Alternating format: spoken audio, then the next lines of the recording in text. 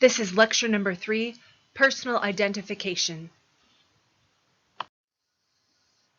Before we move on to thinking about Odysseus's homecoming with particular attention to how he identifies himself in his native land, I'd like to think about the Odyssey as an epic poem in terms of the story's scope, the invocation of the muse, its beginning in medias res, Homeric epithets, and a few other features. I'd first like to think how this epic poem is epic in its sheer scope and the story that it takes on. It tells the story of extraordinary people who traffic with supernatural and cosmological forces, wrestle with weighty moral questions, and people whose actions have consequences for their homeland as well as adjacent civilizations. So, to think of a few other examples in addition to Homer's Odyssey, we have Beowulf, Dante's Divine Comedy, and John Milton's Paradise Lost, wherein he told the story of the fall of humans from grace, and in which he wished to justify the ways of God to man. Recall how the poem opened with the poet's invocation of a muse for inspiration. So let's revisit those opening lines of the poem. Tell me about a complicated man. Muse, tell me how he wandered and was lost. So we are supposed to think that Homer was invoking a certain muse in particular, so that would be Calliope, the muse of epic poetry. We also discussed how the poem began in medias res, so that is in the middle of a lot of action that's already in progress. The poem begins, "Tell me," the poet says to the muse, "how he wandered when he had wrecked the holy town of Troy."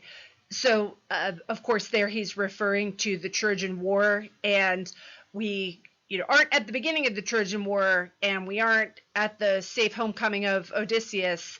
We're kind of in the middle of all of that beautiful mess. Epic poems are also characterized by epic or Homeric similes. Let's just review what a simile is. It is a comparison that shows the similarities between two different things using like or as. For example, my son is as crafty as a fox. So a Homeric simile ups the ante, as it were, and makes a comparison with some kind of larger event, and it's a little bit of a stretch between the thing that you want to compare and the event that is being invoked to make the comparison. So an image of Hades in book 24, we're told that he, Hermes, led the spirits and they followed, squeaking like bats in secret crannies of a cave who cling together, and when one becomes detached and falls down from the rock, the rest flutter and squeak. Just so the spirits squeaked. So, yeah, maybe not the first thing that would come to mind when you think of ghosts of the dead in the underworld, that they're squeaking like bats, but the unusual language and the unusual comparison really makes an impression on the reader.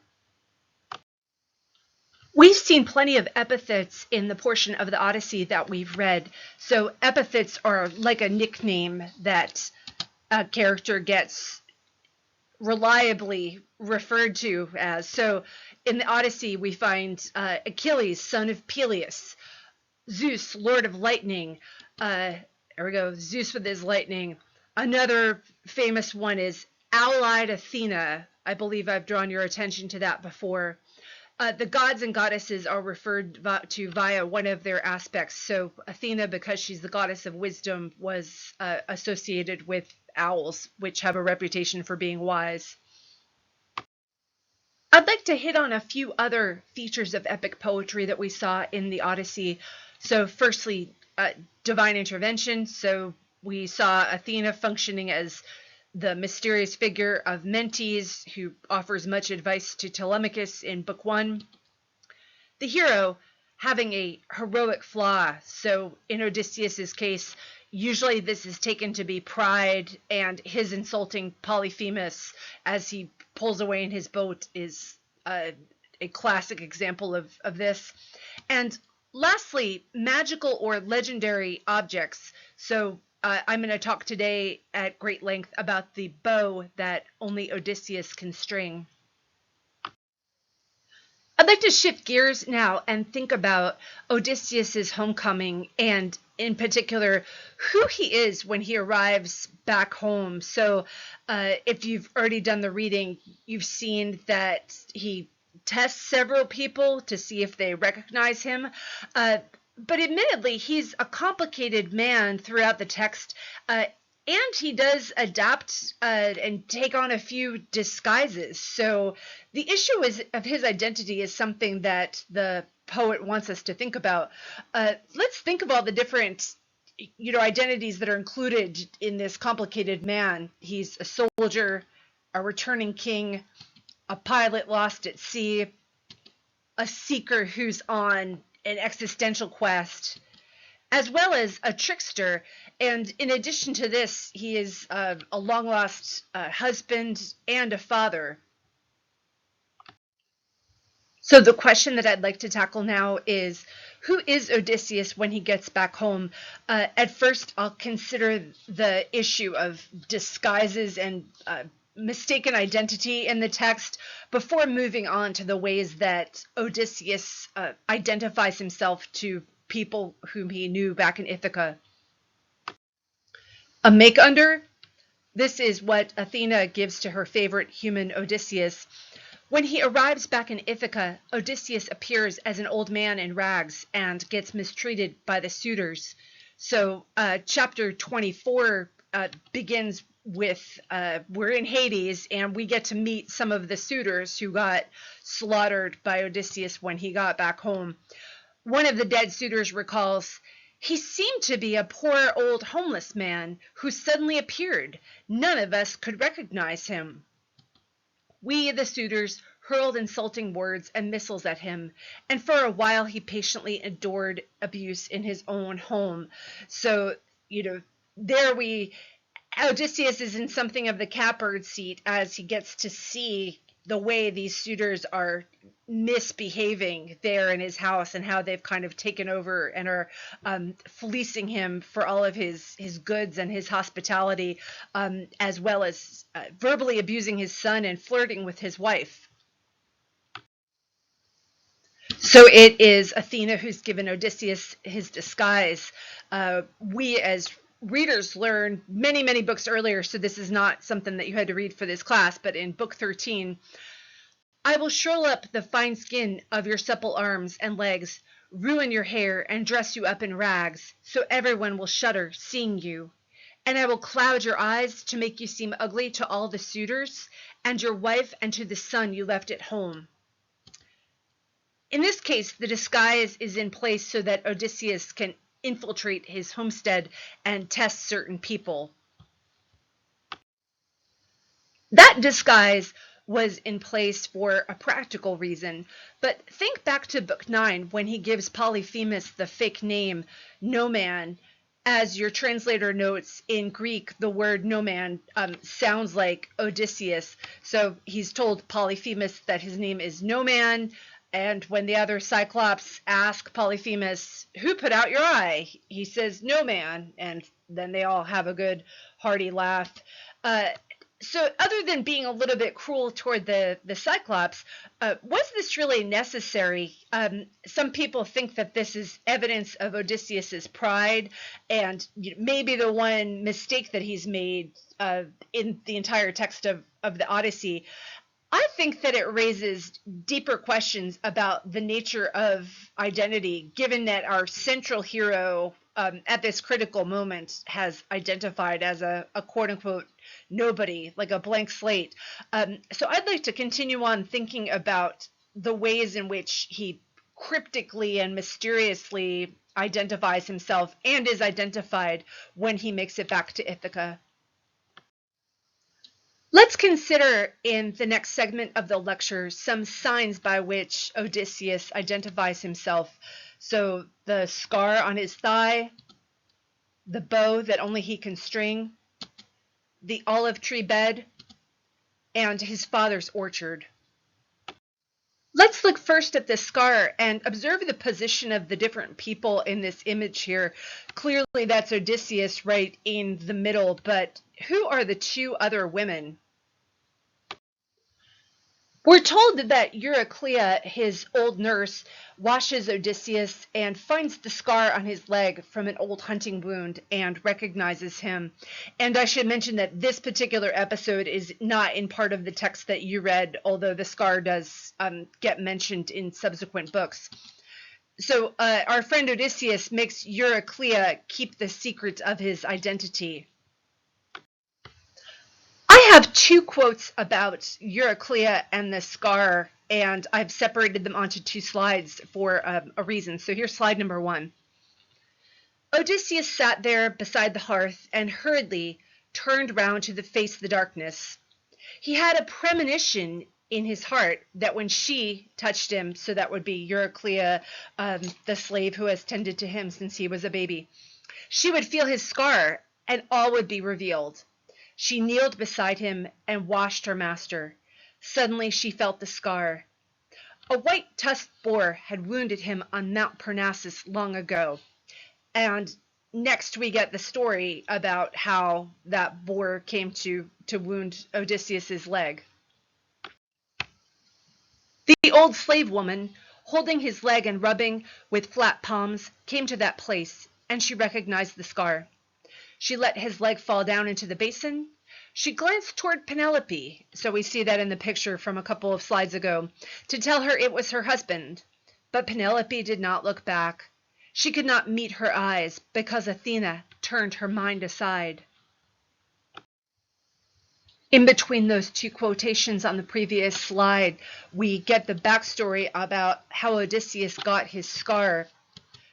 He got it while on a hunting trip with his grandfather, Autolycus, who in fact was the one who named him Odysseus, child of anger, as a baby. So what's important here? The scar functions as something of a hyperlink. It's a small detail on his body that if you hit it, so to speak, there's this whole backstory, a memory, an event that once happened.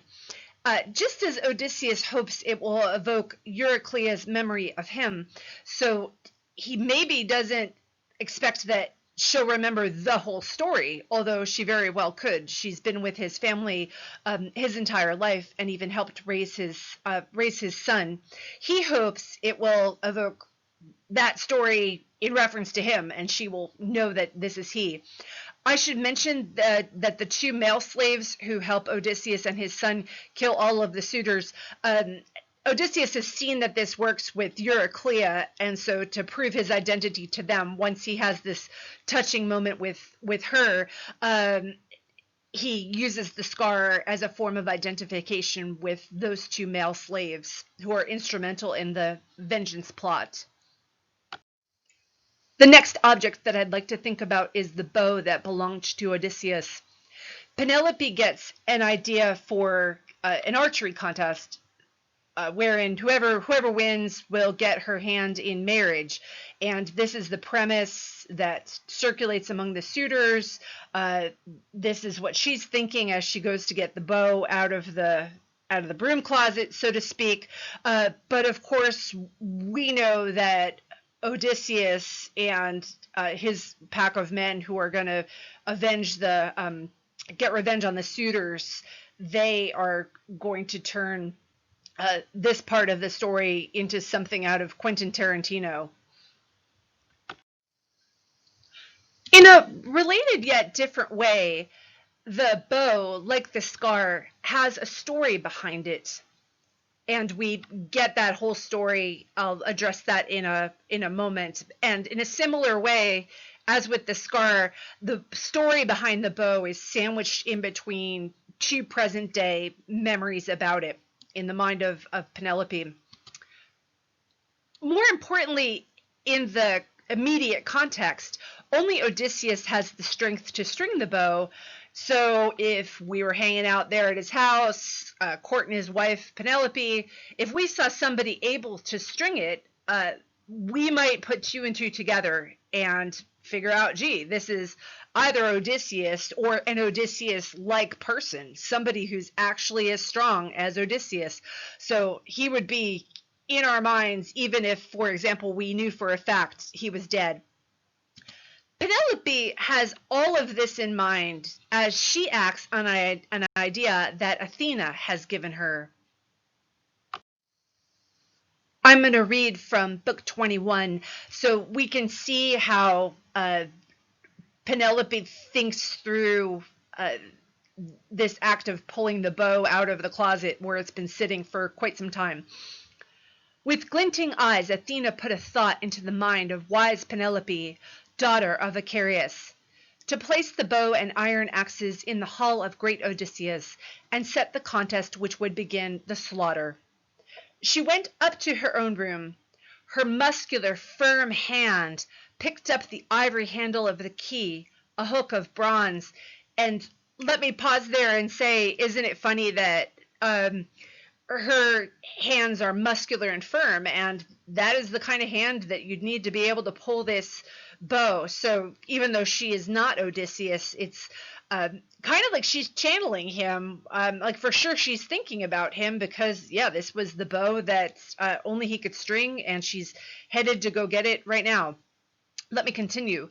Then with her slaves, she walked down to the storeroom where the master kept his treasure, gold and bronze and well-wrought iron. The curving bow and deadly arrows lay there, given by Iphitus, Eurytus' son, the godlike man he happened to befriend at wise Ortolocus' house. So then we get some backstory on his friend Iphitus, who has now died.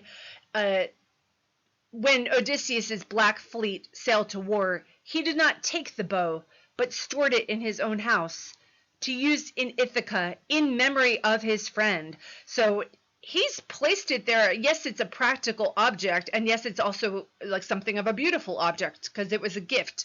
And it's not just a keepsake, but also literally will trigger a memory of his friend when he uses it. So kind of like that like hyperlink analogy I used before. It's like the bow, you click on it and boom, here comes this memory about his departed friend. So second part of the quotation, she, Penelope, quickly loosed the door thong from its hook, pushed in the key, and with true aim thrust back the fastenings. So I love how it sounds like she herself is engaged in something of an athletic event here. She's just unlocking a door that has been shut for a while, but she sounds a bit like an archer maybe. The fine doors, as the key struck home, began to bellow as a bull at pasture bellows. At once they flew apart. She stepped inside onto the pallet where the scented clothes were stored in chests and reached to lift the bow down from its hook, still in its shining case. So I love this image here of the doors flying open and you're entering a space, not unlike how Odysseus has just returned home and crossed the threshold of his own household for the first time in a very long time. What we have here is a quotation by a suitor who tries the bow, in fact, the first to try. So Laodes, who is a priest, not as terrible as the rest of the suitors. I don't know if it's significant that he's a religious person, because he does seem to have a sixth sense about what's going to happen with this archery contest that has been set up. He says, "My friends, I cannot do it. Someone else should have a turn. This bow will take away courage, life force, and energy from many noble young men. But better we should die than live and lose the goal for which we gather in this house every day. Each man still hopes for marriage with Odysseus' wife, Penelope. But if one tries and fails to string the bow, let him go use his wealth to court some other fine, well-dressed Greek lady." So it's interesting. I mean, the contest is not set up as one of Mortal Kombat where the losers get executed, but he feels as if the bow is going to, sap his strength, sap their strength, like to the point of death. And he's not wrong given what happens. Leodes the priest had a pretty gracious response to his not being able to string the bow. Maybe not so gracious is our favorite mouthy suitor, Antinous, who says, "My goodness, Leodes, what scary words. All your tough talk has made me really angry. You cannot string the bow, so you are claiming that it will take the life from proper men. You were surely not born for archery." So right before this, he's spoken to the archery contest and the stringing of the bow, and you're kind of eerie how he remembers Odysseus when talking about the bow, and then also eerie because Odysseus is right there, and because he's there, that's why the bow has been brought out of the closet. So we're told that this is Penelope's idea, but Athena has given her the idea, and we as readers have been told, yeah, this is going to cause great bloodshed among the suitors. But does Penelope know what's going to happen? She just knows it's something that's a good idea that she's going to carry out. So this whole archery contest and who knows what when is really fascinating to me. But here's Antinous, who's usually just a loudmouth jerk, giving props to Odysseus and then also remembering him, which is what I said a lot of these objects are designed to do, like hit that hyperlink. He says, "I think it will be difficult to string the bow. Not one of us can match Odysseus. I saw him once in childhood, and I still remember him. He hoped he would be the first to string the bow and shoot through all the axes." So Antinous is humble bragging a bit here because he admits, or he thinks to himself, and the narrator lets us know he wanted to be the first. But he would be the first to taste an arrow from the hands of great Odysseus, whom he had mocked, urging the others on to do the same. The next object that I'd like to discuss as a form of identification is the olive tree bed. In chapter 23, Odysseus loses his cool about his marriage bed, in particular when Penelope tells Euryclea to move it. This is a little test that Penelope has rigged for him to make sure that this guy is who he says he is. What's interesting is earlier in this book, like it seems like they've had a positive form of ID and they've revealed themselves to each other. But then she stretches it out just a little bit longer. So here we have Penelope and Odysseus. They've revealed themselves to each other, and they have some wistful conversations. And he says, it's too bad that time has stolen our youth. And, here we are on the cusp of old age, reuniting. They're probably something like in their early 40s. And so, yeah, she knows it's her husband, or that it seems like that issue has been cleared up. She says to him, "You looked like this the day your long oars sailed away from Ithaca." So kind of a compliment if you're in your 40s. Somebody says, "Oh, you look like you did 20 years ago." But let's read into that. She's being a little bit passive aggressive. Gee, that was a really long time ago. "Now, Euryclea," she addresses the slave, "make the bed for him outside the room he built himself. Pull out the bedstead and spread quilts and blankets on it." She spoke to test him, and Odysseus was furious and told his loyal wife. So, yeah, I'm implying that she's being a little bit passive-aggressive with drawing out this test. You did get maybe a little bit of a dig in, but who can blame her? So he's furious, but not at her per se. He's wondering, hey, who messed with my bed? So he responds, wondering who would have moved his bed. So we find out why it would have been impossible to move the bed and reposition it at this time. "Woman, Your words have cut my heart. Who moved my bed? It would be difficult for even a master craftsman, though a god could do it with ease. No man, however young and strong, could pry it out. There is a trick to how this bed was made. I made it, no one else. Inside the court there grew an olive tree with delicate long leaves, full grown and green, as sturdy as a pillar, and I built the room around it. I packed stones together and fixed a roof and fitted doors. At last I trimmed the olive tree and used my bronze to cut the branches from root to tip and planed it down and skillfully transformed the trunk into a bedpost. With a drill I bored right through it. This was my first bedpost, and then I made the other 3, inlaid with gold and silver and with ivory. I stretched ox leather straps across, dyed purple.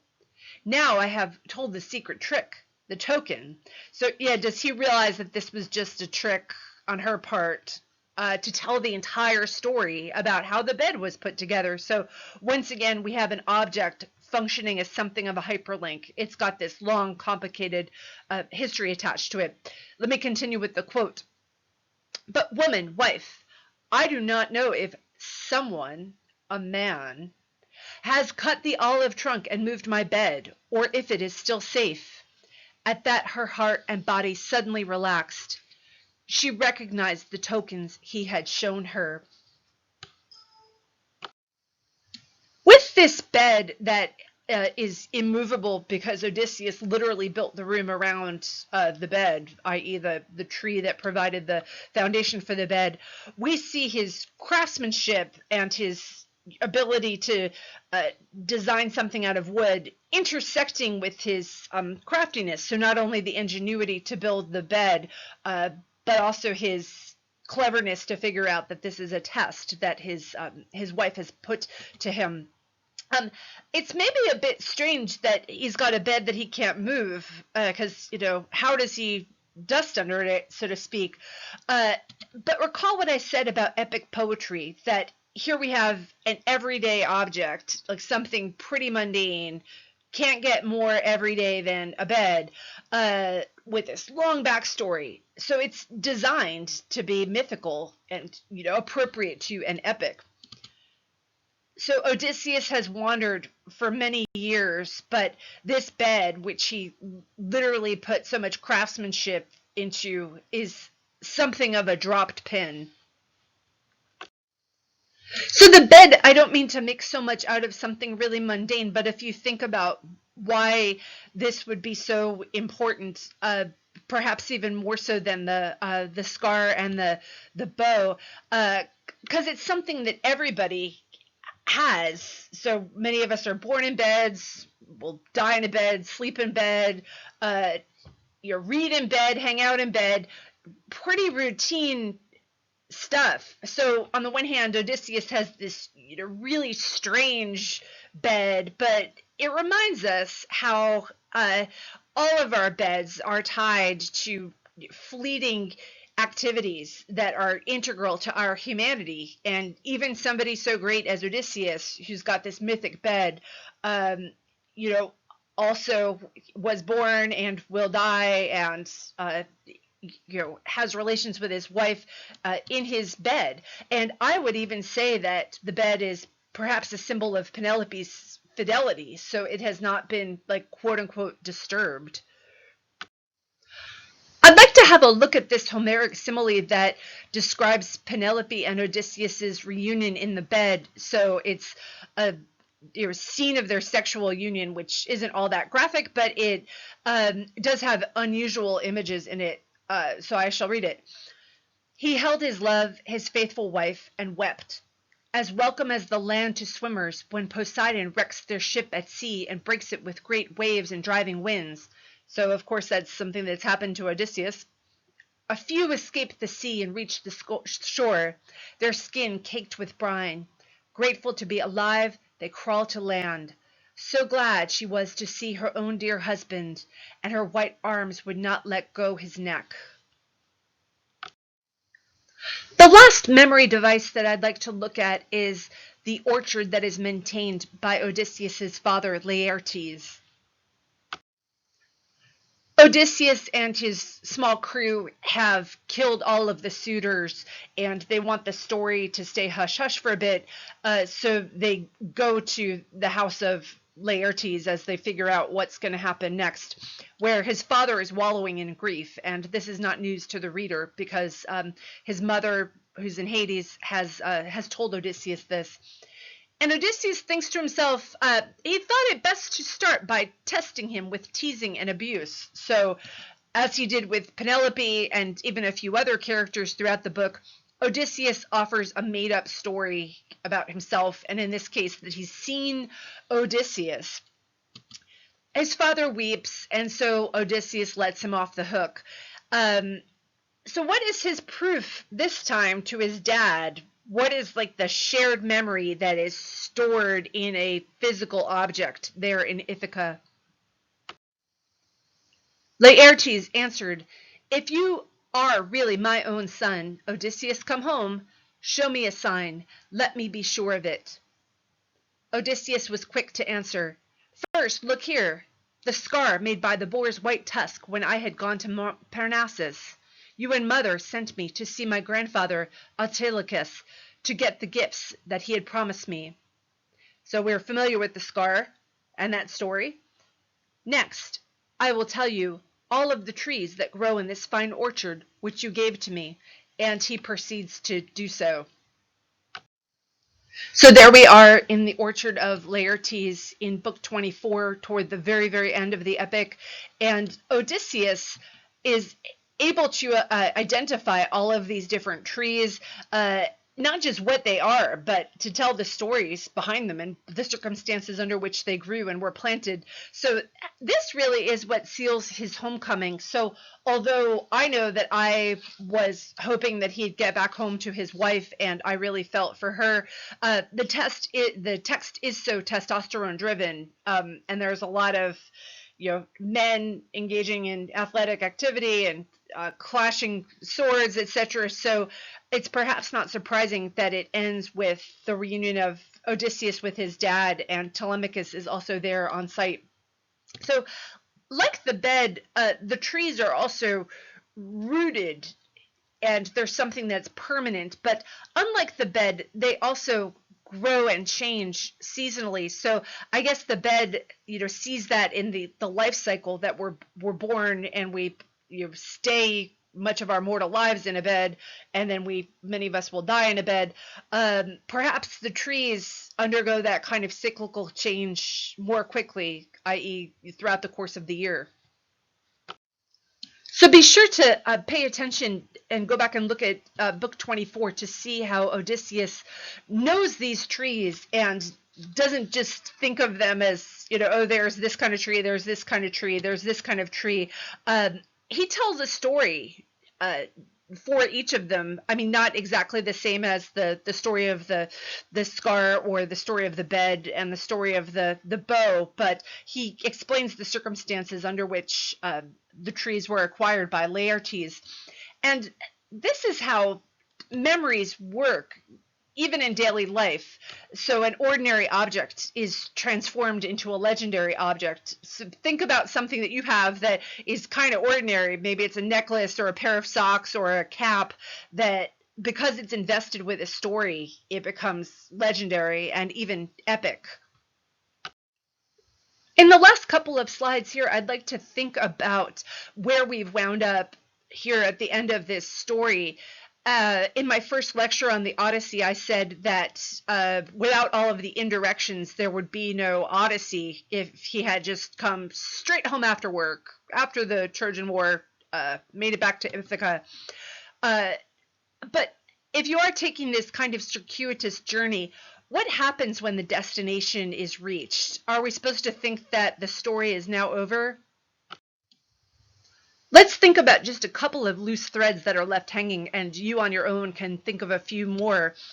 For my money, are we supposed to believe that Athena, who's our favorite goddess, back in her trusty disguise as Mentes, can she prevent the war between the suitors' families and Team Odysseus? So we're told that she introduces the idea of peace and that they're both going to calm down, even though they're armed up and geared up and at each other's throats when the text ends.